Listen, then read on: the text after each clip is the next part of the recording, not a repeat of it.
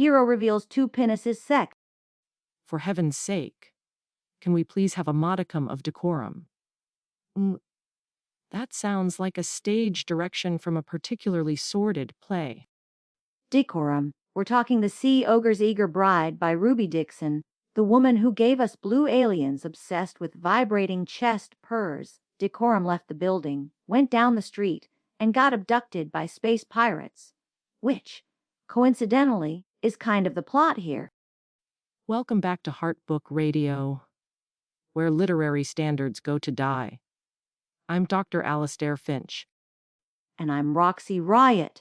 And today, you are wrong again. This book isn't just smut. It's a profound exploration of interspecies diplomacy. Yeah, Ruby Dixon is basically a UN ambassador, but with more tentacles and other appendages.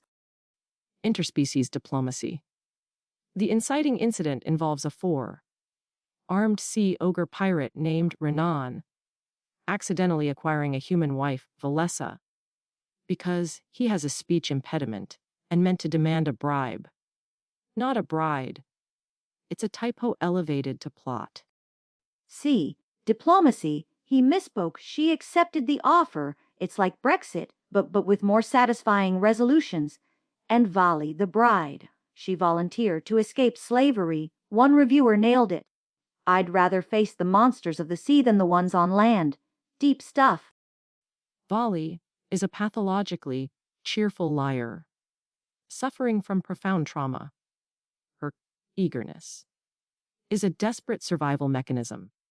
Calling her an eager bride is like calling a hostage an enthusiastic housegast. She spends half the book convinced Renan, this supposed ogre, Adonis, is going to toss her overboard. Okay, first off, she's resourceful. Like my cousin Cheryl, who told that timeshare guy she was joining a convent to get out of the presentation. You do what you gotta do. And Renan, he's just misunderstood. Socially awkward, like you at the office Christmas party, but with, double the fun downstairs, allegedly. Must we constantly return to the anatomical eccentricities? He's a pirate captain who lives on a giant sea turtle named Akara. For goodness sake, he grunts. He misunderstands social cues. He accidentally insults Valley constantly. He's less misunderstood cinnamon roll and more HR nightmare waiting to happen. Oh, boo-hoo. He puts his foot in his mouth. Meh. Big deal. At least he has feet and 4 arms. Think of the multitasking, groceries, back scratches, other things. And yeah, the double feature. One reviewer was actually disappointed, said, quote, 2 dicks. I thought Dixon would have gone ham. Can you believe it? They wanted more ham. Ham. Is that what the kids are calling it these days? The point is, the characterization relies on tropes. Vali is the relentlessly optimistic trauma survivor. Renan is the grumpy marshmallow. It's predictable. Some readers found Vali's constant insecurity, even after Renan is clearly devoted, utterly infuriating. It drags on.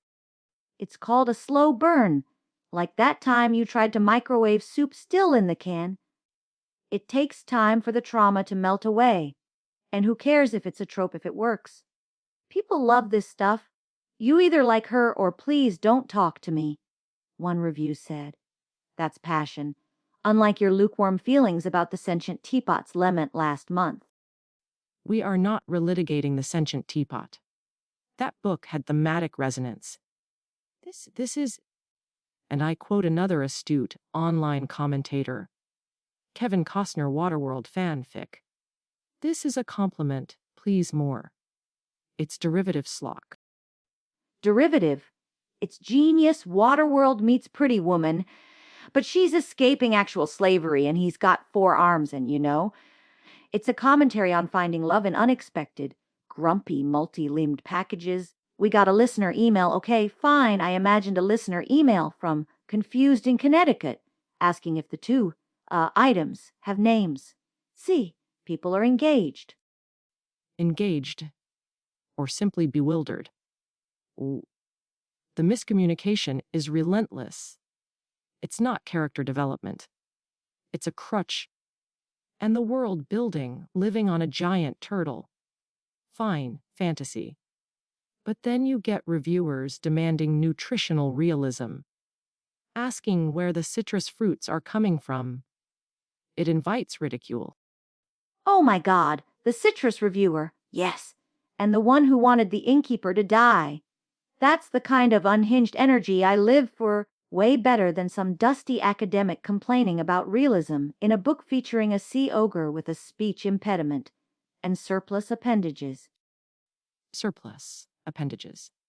Right. And the actual intimate scenes.